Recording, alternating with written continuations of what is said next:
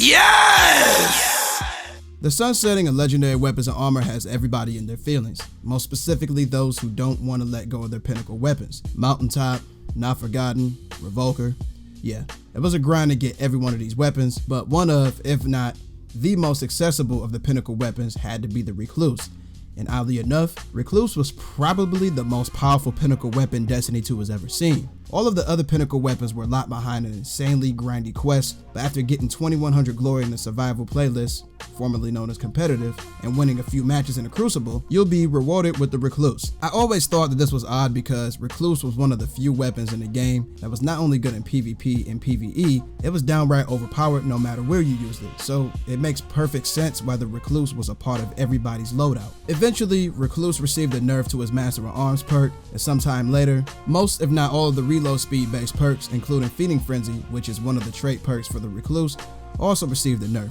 After the nerf, Feeding Frenzy grants a reload speed bonus based on how many enemies you've defeated with it, and the maximum reload speed bonus caps out at 5, but before the nerf, it would grant a rapid reload speed bonus simply by killing an enemy. Doesn't matter if it was a headshot or a body shot, which effectively made this perk better than Outlaw. And now that both of the Recluse's perks were nerfed on top of the fact that it's being sunset, it's more than safe to assume that everybody who used this weapon is looking for a replacement. Of course, there's a few things that you need to realize when it comes to looking for weapons to replace the Recluse. I'm saying that you will have to accept the fact that you won't have many options when it comes to 900 RPM submachine guns. Recluse was popular not only because of his perk setup, but also because of the fact that it was the only member of his archetype that was able to perform the way that it did. So you will unfortunately have to get creative and experimental with different archetypes of submachine guns, and don't sleep on the other archetypes because they're just as viable. I'm preemptively informing you of this because all of my recommendations consist of all kinds of different archetypes. The goal here is to recommend high rate of fire, automatic or automatic S weapons with satisfactory damage output. So yeah, let's go ahead and get it in. Spoiler alert. This is the only exotic weapon on this list, which means that you don't have to worry about getting the right perks and all the other intricate stuff since exotic weapons all have static rolls. Huckleberry is special because its exotic perk Ride the Bull grants a rate of fire increase and partially reloads its magazine if you're rapidly killing enemies.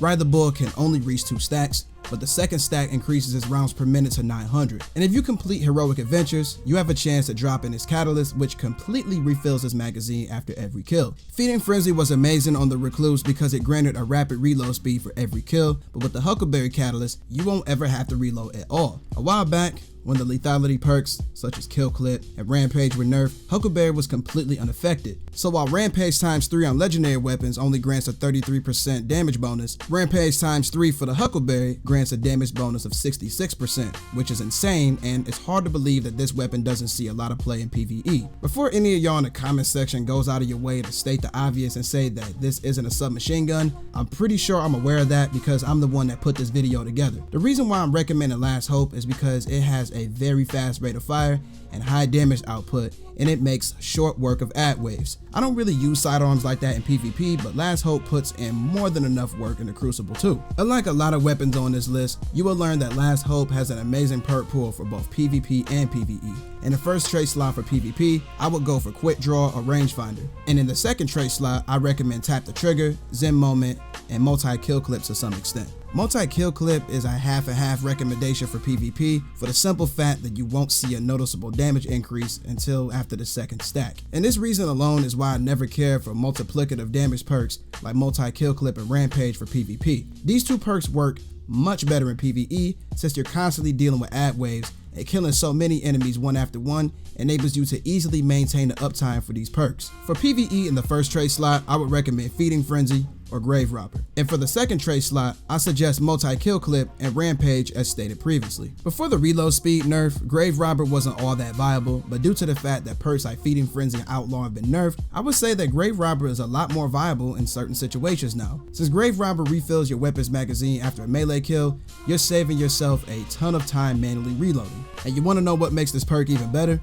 Grave Robber procs off of range melee attacks such as Hunter Throwing Knives, Warlock Celestial Fire, and Titan Throwing Hammers, so give Grave Robber a spin if you haven't done so already. The Aikilos SMG, in my opinion, is the best feeling and sounding SMG that I've used in a very long time, and this weapon alongside the Aikilo shotgun and sniper rifle were overdue for random rolls. But due to the fact that Bungie is trying to make perks like Kill Clip and Rampage and Outlaw and Rapid Hit not accessible on the majority of the weapons in the game, you will have to make do with the perks that this weapon has the potential to roll. And by no means am I insinuating that the Aikilos SMG's perks are bad. I'm just saying that if you're still in the mind state that weapons without damage increasing perks aren't worth it, then this weapon isn't for you. For PvE in the first trade slot, I will go with Subsistence or Grave Robber. Subsistence is probably still one of those perks that I don't care for, but due to the fact that you will never have to reload your weapon provided that you're killing ads, it's an easy recommendation. The only downside to this perk is that your ammo reserves will take a hit, so there definitely will be times when you would need some extra primary ammo. For PvE in the second trade slot, I will go with Vorpal Weapon, Demolitionist, and Disruption Break. Now out of the three of these, I would have to say the Demolitionist is the most viable because it grants grenade energy from kills with this weapon. Disruption Break is also amazing because if you pop an enemy's arc shield, since the Aikilos SMG deals arc damage, that enemy will receive 50% extra damage from kinetic weapons for a few seconds. I would recommend Surrounded, but if you aren't surrounded by 3 or more enemies, it doesn't proc, reducing it to a useless perk unless you're constantly slaying ad waves. For PvP, you will find out that the only 2 viable perks for this weapon are Dynamic Sway Reduction in the first slot and Tap the Trigger in the second trade slot. Dynamic Sway Reduction is an amazing perk because it increases the stability of your weapon while continuously firing. You'll receive roughly 10 points of extra stability by the time you empty your magazine after firing uninterruptedly. Another thing I love about this weapon is that it's compatible with the Warmind Cell mods from Season 10, meaning that if you're around during that time, you can make some insane builds using this weapon. A lot of people may not know this, but Deathadder was the Recluse before Recluse itself even existed. This weapon was available back in vanilla Destiny 2, meaning that it's a weapon that existed in the game before Destiny 2 even had any DLC. If you're trying to get as close to getting a Recluse clone as possible, Deathadder would be the closest you can get since both weapons are Vice submachine guns and use the same exact weapon model. For PvE, you'll want either Feeding Frenzy or Subsistence in the first trade slot and Dragonfly and Disruption Break in the second. For PvP, you'll want Dynamic Sway Reduction or Hipfire Grip in the first trade slot and Quick Draw, Rangefinder,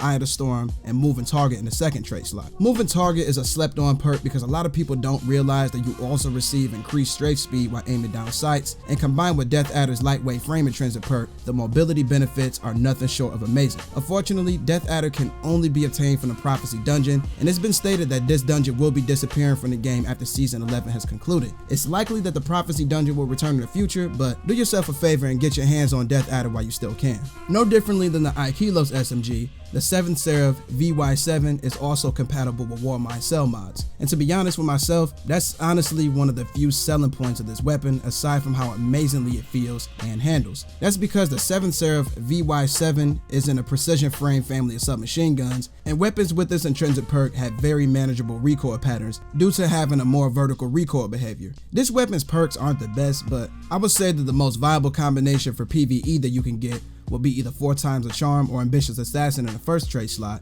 and Feeding Frenzy or Dragonfly in the second trade slot. Unfortunately, this weapon doesn't offer much in the perks department for PvP, but after being buffed, I found out that Pulse Monitor is a pretty solid perk and seems to have a higher proc rate, and for the second trade slot, you can either go with Elemental Capacitor or Vorpal Weapon to make shutting down supers less of a hassle. Alright everybody, that does it for this one. Believe me, I fully understand how difficult it is to let go of your Recluse, but the weapons that I suggested are just as good, if not better, especially due to the fact that Recluse has been nerfed multiple times. In the comment section, tell me what weapons you've been grinding for in Season 11. And if you made it to the end of this video and enjoyed what you watched, do me a favor and thumb rest of that like button until it turns blue. And if you're new to my neck of the woods, go ahead and subscribe to the channel and click that bell icon so you don't ever miss a video of the most elite gaming content. But with that being stated, 1LHD is over and out. Y'all take it easy.